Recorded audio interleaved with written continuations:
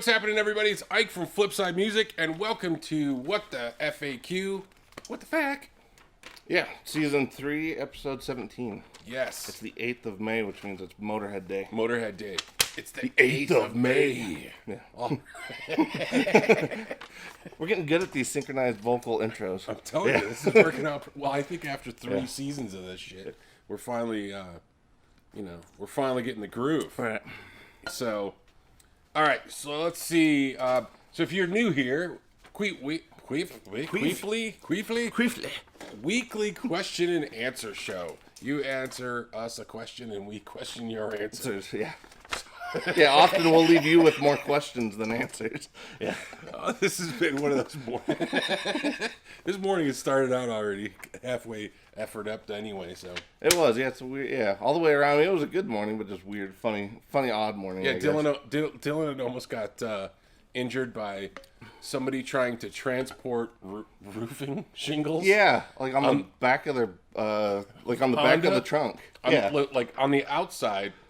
Stacked 3 high, and he's driving by, and the car's going like this, and it was strapless too. No strap, nothing. It went around the corner, and so. Yeah, that was yeah. Well, then it's like everybody panics because it's that intersection where everybody's just and there's a blind spot there too. So yeah, that was terrible. Well, that's the update of how our day started out today. Right. So the Denver traffic update. Always good times. All right, so let's start with our preferred Canadian YouTuber. Mr. Ben Coombs, who asks, what's your... Oh, he goes, it's an easy question, because last week was a tough question. Yeah, last week was about the metal cone speakers. Right. And I was right with the Harkey Right, stuff, yeah. I've never played any of those, so I am curious now what those sound like. And I only know that because of Billy Sheehan. You know, I've watched him enough, and he's been playing Harkey for years, so... That makes sense. But easy question this week, he says, favorite boutique tube screamer clone? Cheers, gents. Appreciate the support. Favorite tube screamer. So here's the caveat. Neither one of us are a big fan of tube screamers. Right. So if you were going to we are taking an objective approach to this, not like we're tube screamer fanatics. Right. Yeah, I've gone through a fair number of them, and I guess if I had to settle on one, the Black Arts Toneworks Witchburner would be my tube screamer of choice. Yeah, I like that one. Well, I like it because on the furthest edges of it, it gets pretty woolly, so it can gets way more textural than a typical tube screamer. Because that's always my thing with tube screamers is like they chop off the low end, spike the mid range, and usually it's a spike in the mid range around like the 1,000 kilohertz range, and like to me that's about as nasally as it gets. But they were kind of designed to do the whole, I mean the way Stevie used them. Yeah, because I was gonna say more Fender amplifiers. Right. That was fill that space. Right. Yeah, fill that void of mid-range and the black face Fender, so and pull a little bit of that low end out. Right. So I don't know. I it's been so long since I even played a tube screamer bit that I don't know, because I think you said that even in my general tone, I have a little bit more mid-rangey stuff. Yeah. So I think I don't like tube screamers because the tone in my fingers.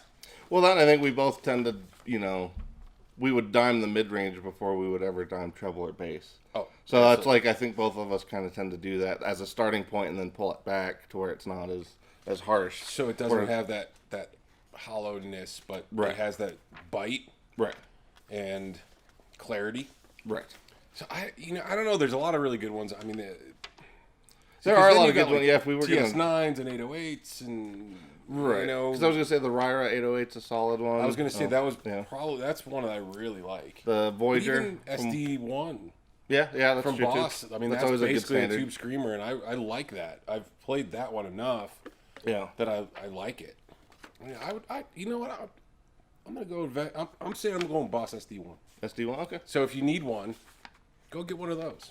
Or get a real tube screamer. Well, what about boutique though? Because that was that's the key word. I was gonna say I would probably go Ryra. Ryra, okay.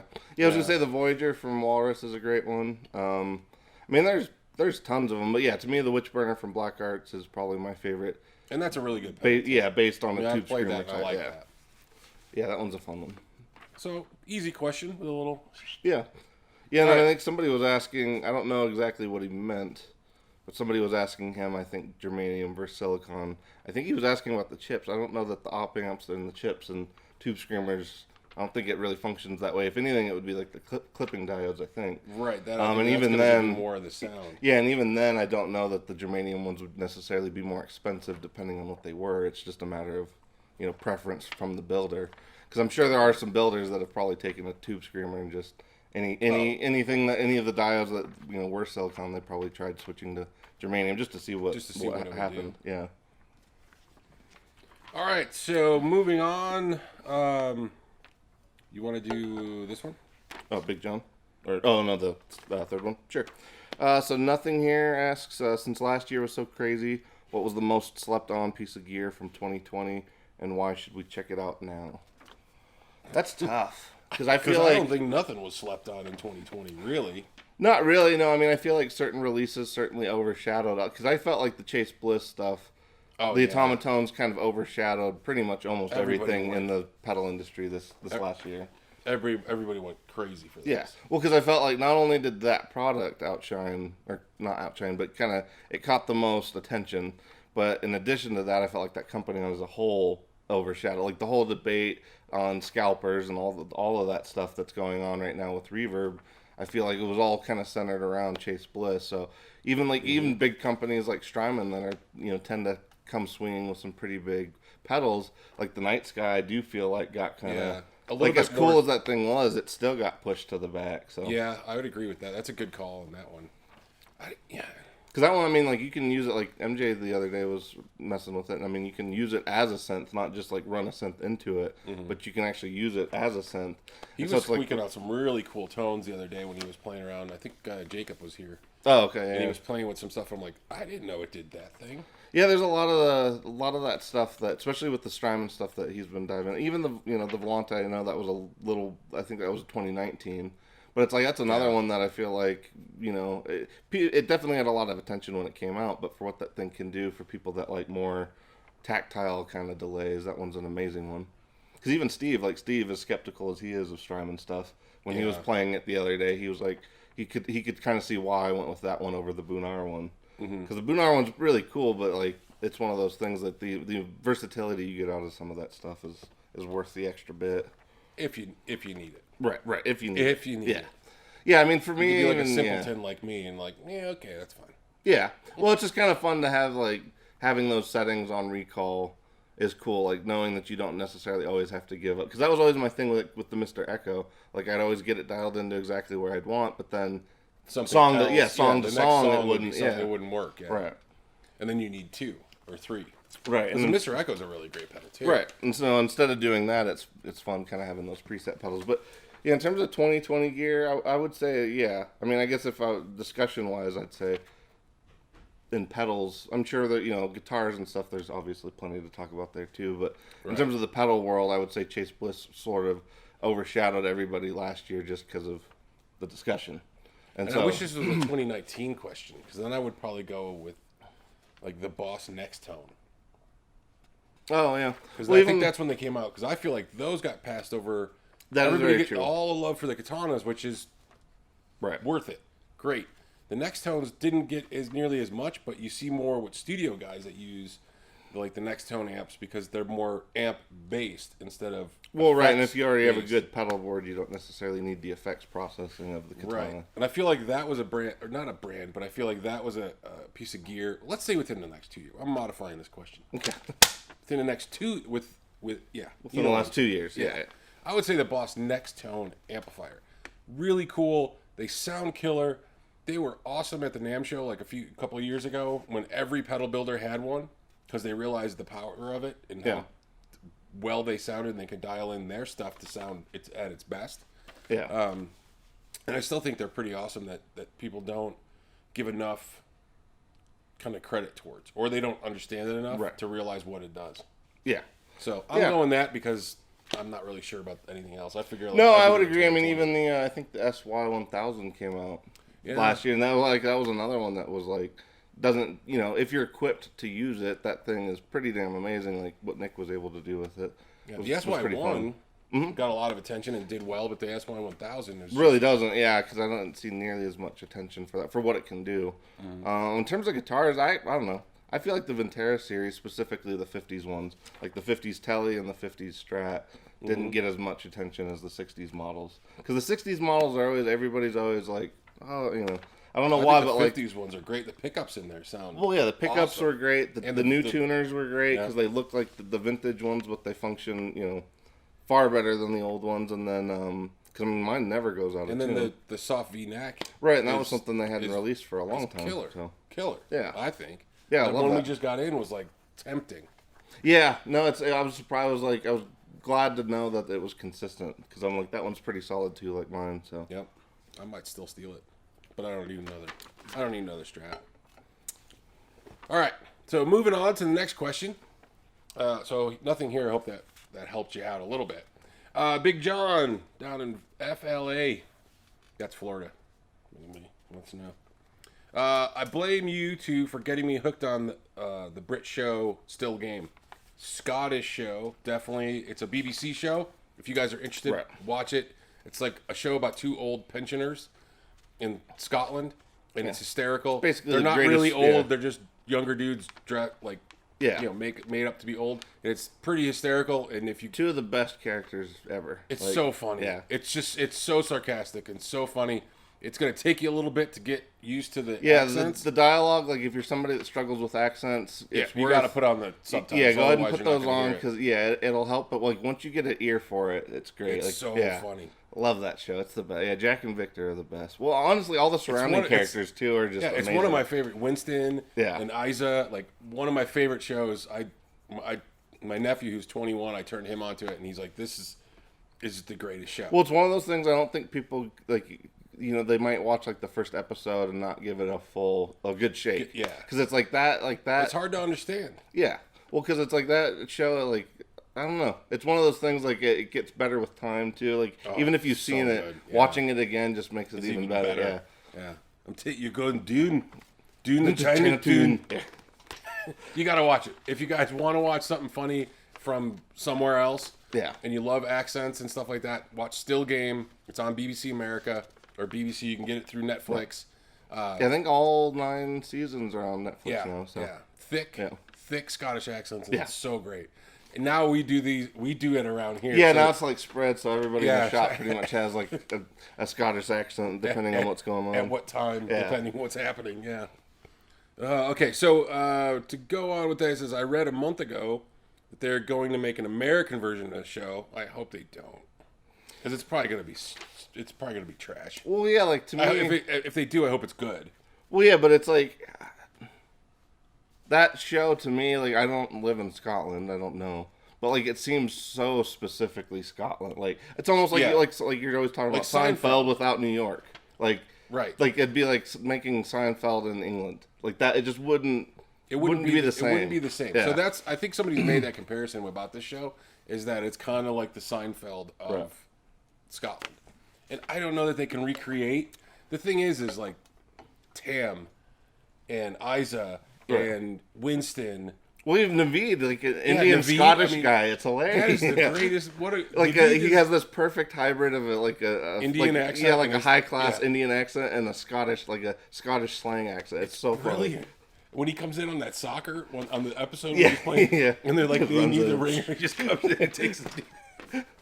Well, then he just taps out on the way out. It's so good. I don't know, and I know we're only speaking to one person, but we're trying to get you guys to watch the show because it's awesome. Yeah. But it's just I don't know that they can recreate. It's like trying to do Seinfeld and then recreate, like the side characters, like Elaine, and having Kramer and George. Like, how do you do that? Like, well, yeah, but there's things that are so specific, like even again, I haven't lived in New York, but there's things that people know about New York because of that show, because those things were so specifically about living in New York. And I feel like Still Game's the same way. Like literally outside of their shitty apartment buildings in Scotland, like it just doesn't seem like it would be the same. Because we don't even have the setups aren't the same here. Like Right. even like their whole community and how it works. Yeah, how like it operates. yeah, it's like it's not the same here. So it's and the whole even- pensioner thing, like Yeah. even that would be like people get social security checks, but it's not the same thing of like when like how many episodes where they're in the line at trying to Right. get their pension, and like the one where they fake a heart attack so they can Right. try to get to the front of the line. But yeah, I don't know if they Yeah. could do the same thing with like even like South Park. Right. So we live in Colorado, and those guys live here too. They know what's going on in Denver. Yeah, we're like And so we're like an hour and a half from South Park. So yeah, and the thing is, well, South Park is just really this tiny little place. It's not even a yeah. so it's mostly based on Denver stuff.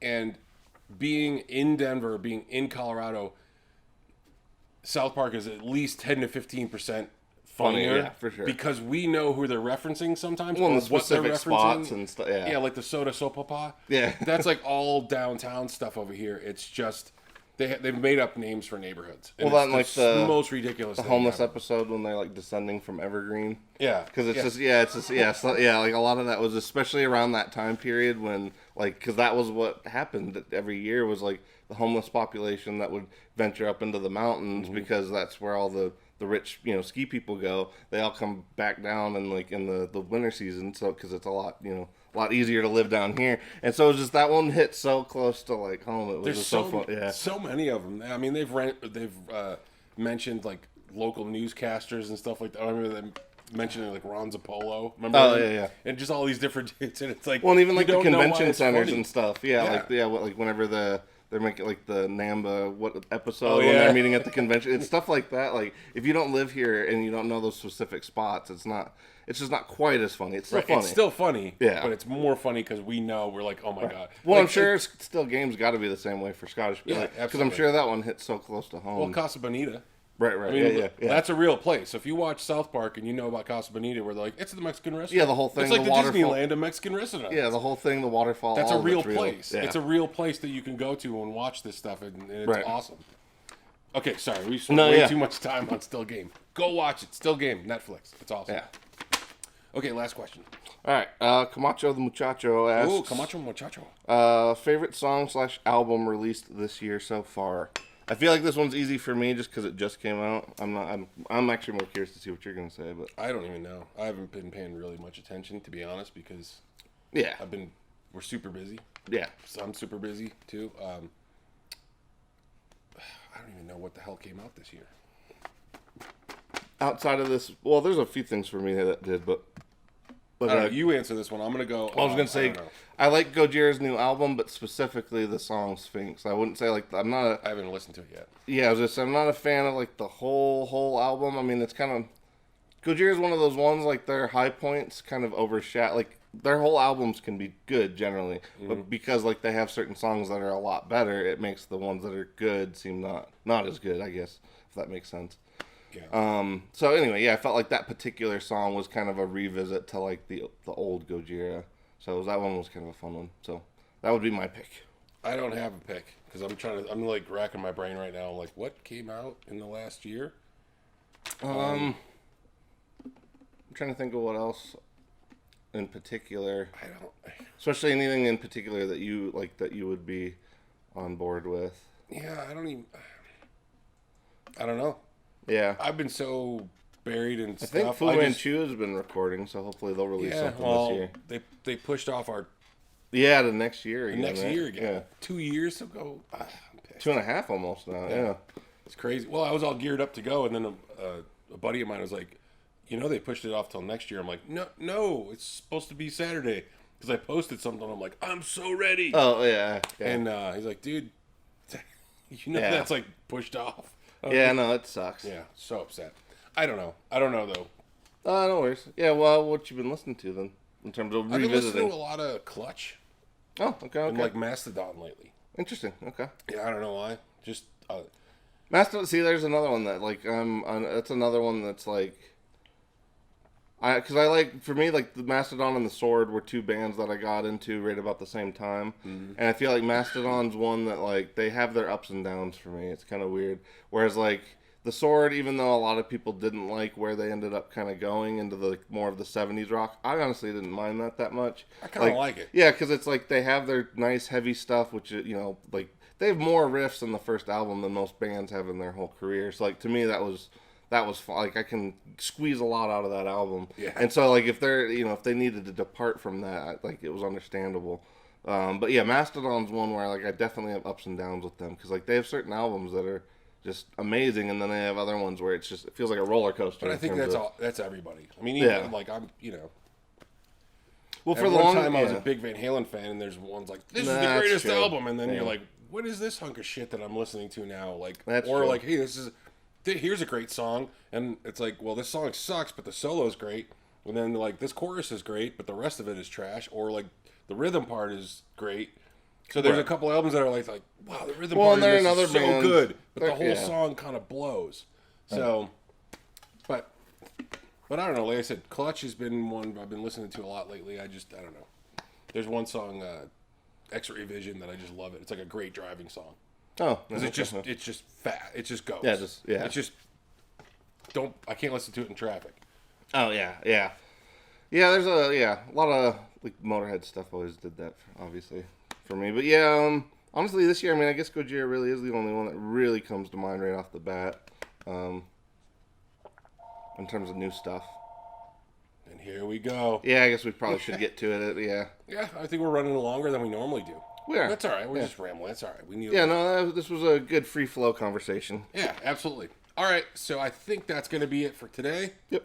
And we'll thanks. We appreciate all the support. Like, share all the stuff. Tell your friends. Tell all your friends. All the bells and tell your grandparents. They love this. Oh, and actually, the like buttons. Apparently, that helps the most. So if you guys don't mind doing that, and that applies to everybody, like Metalhead Hippie, Ben Coombs. Like if you guys watch any of their stuff, make sure you like their videos or smash that like button. Smash it, brothers. Smash the like button. But yeah, the like buttons do the most bang for the non-buck in terms of helping support your favorite Comments YouTubes. are always good. Ask questions, put stuff in there. So I think that's it, right? Yep. All right, we'll catch you guys on the flip side.